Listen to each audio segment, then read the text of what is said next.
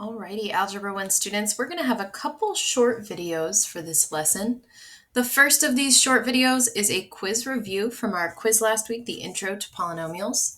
So if you'll recall on that quiz, you were asked to do a few things, to name polynomials based on their degree and number of terms, to add and subtract polynomials, to factor, and in doing so, find the greatest common factor, and then to multiply using our distributive property. And we're going to keep that in mind as we move ahead today in a couple of these different sections. But I just wanted to make a quick example of one of the quiz problems from last week, the sum or difference, especially when we're finding the difference.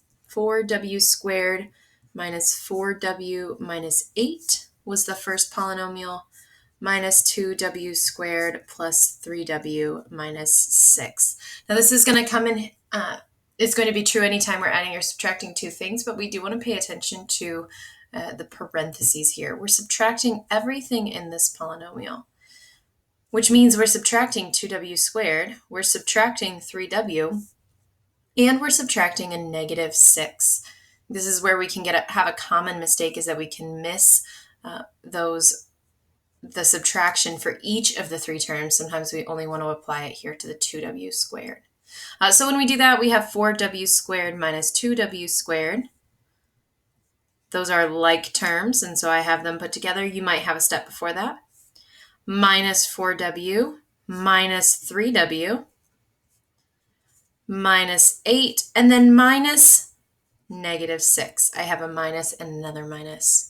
As I go to simplify, I look at the coefficient 2w to the second. Negative and a negative makes our simplified term also negative. And negative 8 minus negative 6, remember, minus a negative is the same as plus, so that is minus 2. We can see some little differences here, and I just wanted to point out where those can come from. If we maybe added 3w and just subtracted 6, we would have gotten a different answer. We might have gotten negative 1w minus 14. We want to make sure we do that correctly. If you have any questions from last week's quiz, please feel free to find me during office hours. I'd be glad to help. And our next video will get started on our next section, which is 9.3.